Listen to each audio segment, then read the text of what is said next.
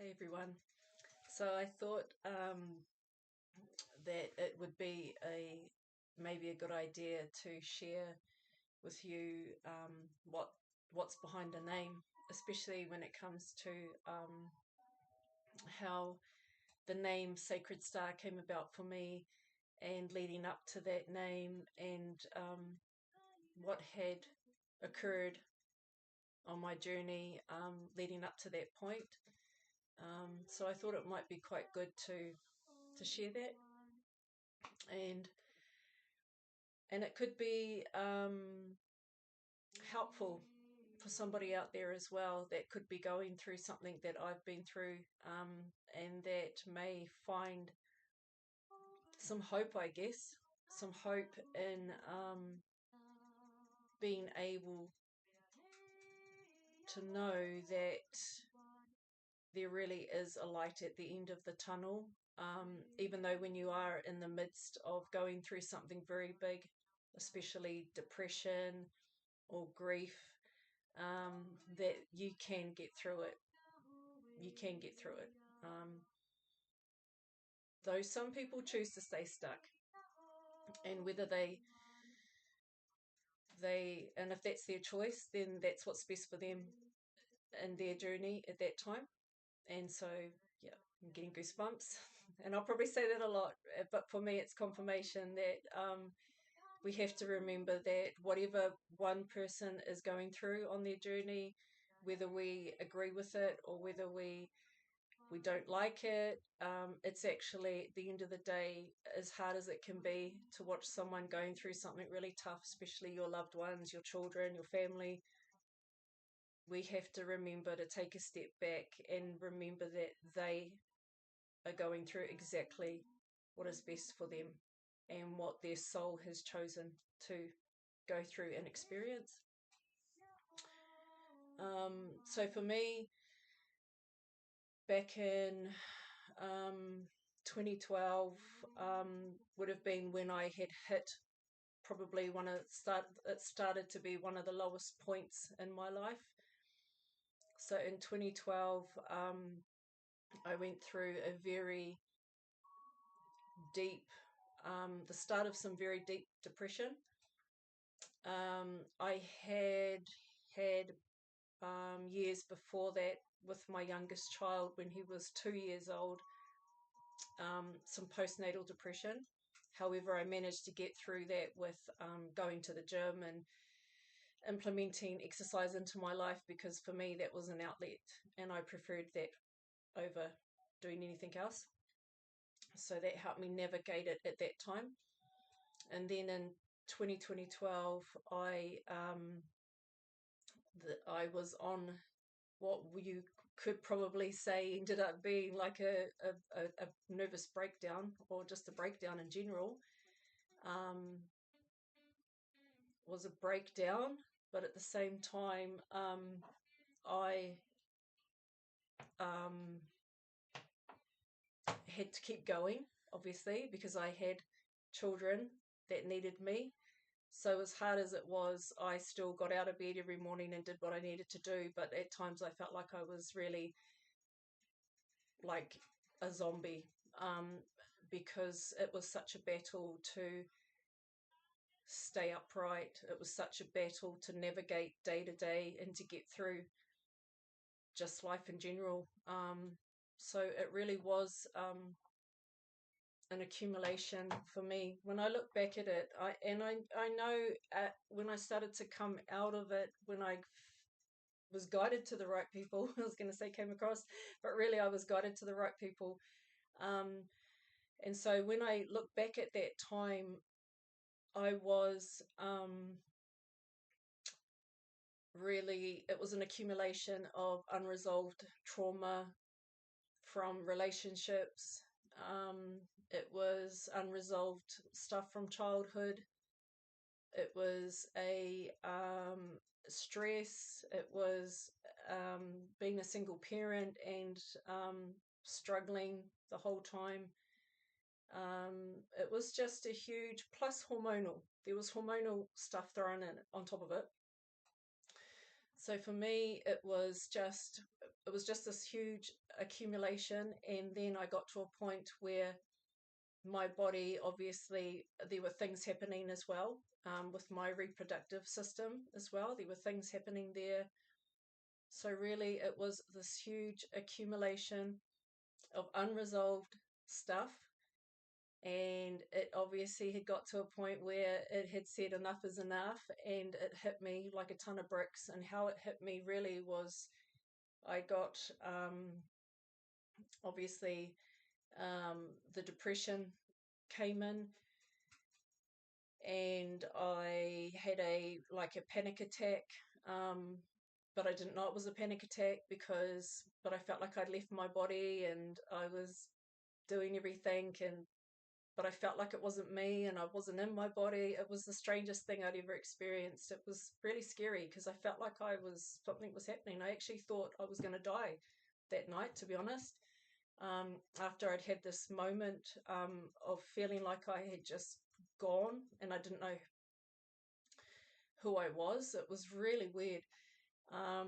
So got through that, but then things just went right. I just completely just struggled. Obviously couldn't stop crying. The brain would not stop either. So for anyone that is going through depression of some sort, the brain just won't stop. It's not just the moods, it's not just the crying, it's not just the dark thoughts, it's not just feeling you don't feel normal. You don't know what normal feels like, and you see other people around you laughing and doing things, and you think, why can't I be like them? What's wrong with me? I wish I could just be normal, so to speak. So I also had a lot of stuff happening around the reproductive system in regards to some unresolved trauma. Apparently, I'd gone to a counsellor and we'd started talking about some stuff around sexual experiences. And there were some things there that had come up, and when we spoke about it, my menstrual cycle completely stopped. It stopped completely for like three months. And in that time, I still knew something wasn't right with my body, apart from the mood side of things and the depression side of things. But there were also other things happening, like in the womb and things like that. So I went to excuse me for a minute. So I went to see the doctor and said, something's not right. But after a few visits and after feeling like I was going crazy because they weren't listening, yes, there were things not right either with the womb. And so had a hysterectomy. So 2012 had this start of this breakdown depression. And then started 2013, they whipped me in and they took out my womb and left my ovaries in. But I had like fibroids and I had a very inflamed womb, so there were things going on there that weren't right. So after they took that out, I thought, oh great, now I'm going to start feeling normal, because I thought, oh, it's a lot of it's hormonal imbalances. But no, in fact, 2013 it ended up going really dark, and it was a battle. It was just it's such an internal battle, and I feel for anybody that is going through that, like depression, that mental illness. It is just such a battle. It has to have been one of the hardest things I've ever experienced in all of my life, because nobody else can see.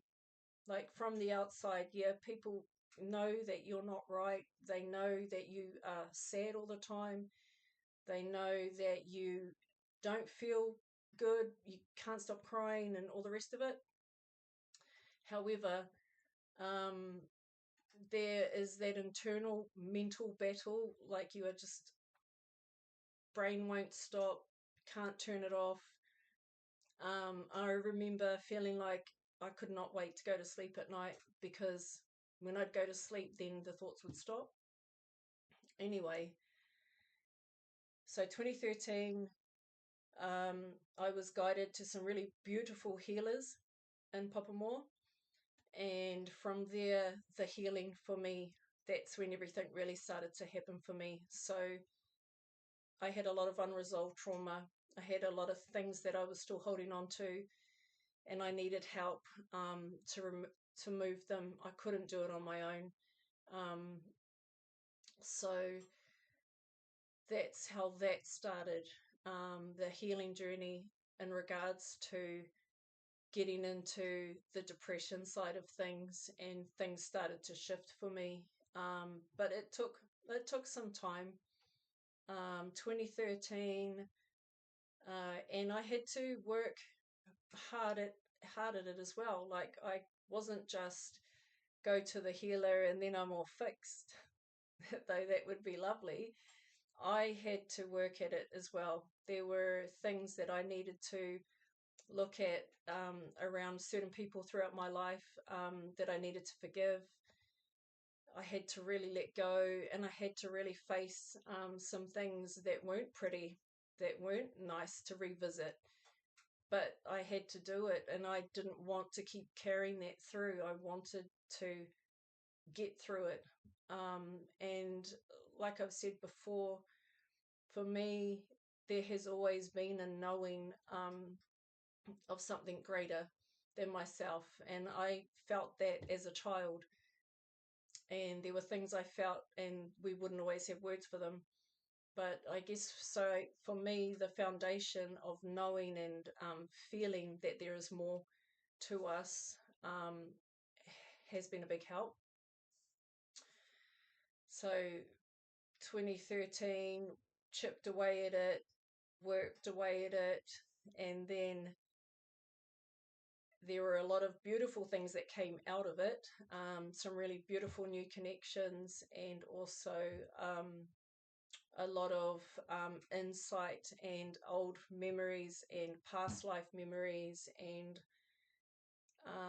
lots of beautiful, spiritual experiences that started to happen, and where I felt like, my guides and, ancestors and helpers and angels and whatever you want to refer to as our helpers, um, were showing me lots of things.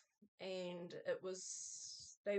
and I know in hindsight, because there's more to the story, but I'm just going to keep it a little bit short, because there is a reason why all of this came about for me. This is only the start of how Sacred Star came about, how the name came about, how I ended up getting into the work that I'm doing, which has been sporadic, but there's more to it. But the healing journey for me started, once I hit that real hard, deep depression in 2012, 2013, and then when my healing journey began really fully in 2013, and it was preparing me for the next thing that was about to happen. But I'll share that with you in the next video. I just thought we'd lay the foundation first of how it started to come about. And so I will upload another video with part 2, and then you can understand why I am doing what I'm doing. And it is a choice at the end of the day. We all have a choice whether we want to or whether we don't. But I guess, sometimes that feeling and that call, or that need, or that desire, or that passion to help, people is stronger than, wanting to just step back and not be part of it. Okay. Anyway, thank you. We'll talk on the next one. Okay. Thank you, guys. Thanks.